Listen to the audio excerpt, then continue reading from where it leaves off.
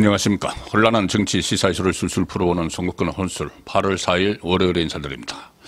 한 정권이 잘 해나가려면은 세 박자가 같이 맞아야 됩니다. 바로 대통령실, 그리고 행정부, 또 여당이죠. 자, 그런데 이재명은 지금 출범하고 나서 한 2달여 만에 새로운 이 지도부가 들어섰죠. 여당 지도부 정청래가 당대표가 됐는데, 이 정청래가 이재명 정권의 국정 운영에 상당히 걸림돌이 될 걸로 그렇게 예상이 되고 실제로도 그런 행동을 보이고 있습니다. 정청래가 취임 일성으로 한 말이 이재명에게는 상당히 부담이 되는 말들입니다. 왜 그러냐 하면은 어쨌든 이제 이재명이 집권을 했기 때문에 일정 부분 지지율을 유지해 나가면서 국정 운영을 하려면은 중도층이나 아니면 본인의 이제 지지층 외에 중도층이나 또 보수층에서도 부분적으로 지지를 받아야 되죠. 제가 계속 말씀드리지만은 이재명은 지지율이 곧 생명줄이다. 지지율이 떨어지면은 재판 속행 여론이 확산되기 때문에 그 상황에서 어느 정도 지지율을 유지해 나가야 되는데, 지금 현재 초반이라서 그런지 중도층도 그렇고 국민의힘 지지층, 그러니까 보수층 중에서도 한 30% 내지 40%까지 이재명의 국정 운영에 대해서 긍정평가를 하는 그런 분위기가 있습니다. 그런데 만약에 보수층이 완전히 등을 완전히 돌려버리고 중도층 중에서도 절반 정도가 이재명에게 등을 돌리면 이재명의 국정 운영은 굉장히 어려워지죠. 자, 그런데 지금 정청래가 이재명의 어떤 말로는, 그래도 이재명이 말로는 협치 이야기를 하죠. 일단 집권자가 됐으니까는. 그런데 그것을 무색하게 만들어버리는 메시지들을 초반부터 막 쏟아내고 있습니다. 이런 이야기를 했죠. 국민의힘하고는 여야 개념이 아니다. 여야 개념이 아니다. 그러면은 야당은 아예 무시를 하겠다는 겁니다. 야당 없이 정치를 하겠다. 그런데 국정 운영을 할 때는 그렇게 하면은 큰일 나죠.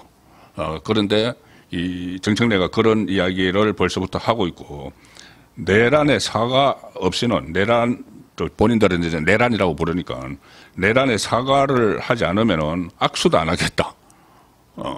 국민의힘과는 악수도 안 하겠다. 이런 말들을 쏟아내고 있고, 또 심지어 추석 전까지 검찰, 언론, 사법개혁 작업을 마무리하겠다. 입법으로 다 몰아붙이겠다.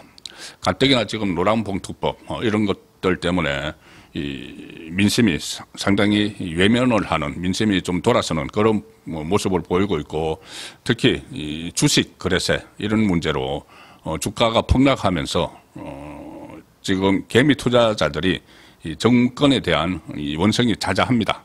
그 상황에서 또 무선 개혁을 한다고 이거를 입법을 해서 몰아붙이고 대기업에 좀 악영향을 주는, 기업 활동을 위축시키는 그런 법안들을 또 다 내놓겠다는 이야기죠. 그래서 이재명에게 정청래는 상당히 부담이 되는 인물인데, 그럼 정청래는 누구와 같이 이렇게 누구의 일종의 가이드라인을 받아가지고 당을 운영을 하게 될까? 지금 본인이 마치 자기 정치를 하는 듯이 하고 있는데, 결국은 나중에 김어준의 영향력 안에 들어가는 것 아니냐는 생각을 합니다. 김어준, 제가 계속 말씀드렸다시피 이번 당대표 경선이 이재명과 김어준의 대리전이었죠. 대리전이었는데 김어준이 압승을 했습니다. 정청래를 내세운 김어준이 이 박찬대를 지원을 한 이재명에게 이겨버렸죠. 이재명, 박찬대, 그리고 김어준, 정청래, 이 조합이 이번에 결었다는 것은 기정사실화되어 있습니다. 특히 강선우 파동을 놓고, 강선우 사태 파동 당시에 이재명과 박찬대가 콤비 플레이를 하는 것처럼 그렇게 해서 강선우를 강제 사퇴시켰는데, 거기에 대해서 김어준하고 정청래가 아예 이재명을 간접적으로 비판을 하는 그런 목소리까지 냈습니다. 집권 초반에 지금 개딸들도 김어준, 정청래 쪽으로 움직여가고 있죠. 그러면 이재명은 상당히 고립이 되는, 강성 좌파 안에서 고립이 돼버리는 그런 상황도 올 수가 있는데, 강선우에 대해서 어쨌든 이재명이 처음은 지키려고 하다가 강제 사퇴시킨 것도 본인의 지지율이, 자기 지지율이 막 떨어져 가고 있기 때문에 그걸 직감을 해서 사퇴를 시켰습니다. 그런데 그 사퇴를 시킨 데 대해서 김어준이 상당히 크게 비판을 했죠. 김어준이 자기 방송에서 그런 말을 했습니다. 강선우를 사퇴시켜야 할 만큼의 사건은 제가 알아본 바로는 없다. 뭘 어떻게 알아봤는지 어쨌든 이재명이 사퇴시키고 나서 왜 사퇴를 시켰느냐 이렇게 공격을 하는 것이죠. 이재명을 간접 공격을 합니다. 그러면서 이번에 그 강선우에 대해서 언론이 막 그 비판적인 보도를 하는 것은 강선우가 최종 타깃이 아니고 언론이 이재명을 이겨먹으려고 하는 것이다. 이재명을 겨냥을 사실상 해서 이재명에게 흠집을 주기 위해서 강선우를 공격을 하는 것인데 왜 그것도 모르고 이렇게 강선우를 사퇴시켰느냐는 식으로 핀잔을 막 주는 그 상황이 있었죠. 김어준이 강선우를 사퇴시킨 이재명을 간접적으로 이렇게 질책을 하는 그런 모습을 보였습니다. 그러니까 정청래가 계속 정청래는 이제 김어준과 같이 호흡을 맞춰서 강선우를 지켰죠. 정청래도 이 사퇴를 강제 사퇴를 시키니까 SNS에 그런 거를 올렸습니다. 동지는 비가 올 때 같이 맞는 것이 동지다. 자, 비가 온다고 해서 강선우에 대한 비판 여론이 비처럼 쏟아진다고 해서 그것을 강선우를 홀로 나가도록 사퇴를 시켰느냐 이렇게 비판을 하는 거죠. 이재명을. 그리고 본인이 이 당대표에 당선되고 나서 첫 통화가 강선우와 했습니다. 강선우에게 전화를 해서 이제 자기가 당대표가 됐으니 내가 울타리가 돼주겠다. 이렇게 이야기를 합니다. 그렇다면은 이재명은 내쳤는데 강선우를 그것을 당대표, 여당 대표가 된 정청래가 감싸 안는 이재명이 잘못했어. 당신은 장관이 되지 못했지만은 내가 앞으로 여당 국회의원으로 활동하는 것은 내가 울타리가 돼서 지켜주겠다. 그 이야기를 하는 겁니다. 이렇게 되면은 이 전선이 선명해지는 거죠. 이재명과 김어준이 선명해졌고 이제 박찬대는 이제 떨어졌으니까 이제 밖으로 나가 있는 상태고 앞으로 김어준이 정말 어떤 밤의 대통령 역할처럼 이렇게 정청래를 통해서 좌파들을 끌고 가는 그런 모습이 아마 계속 나올 걸로 예상이 됩니다.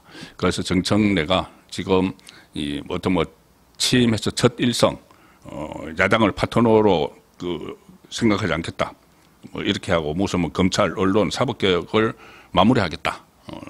추석 전까지 정강스카처럼 밀어붙이겠다. 이렇게 초강성 발언을 하고 있죠.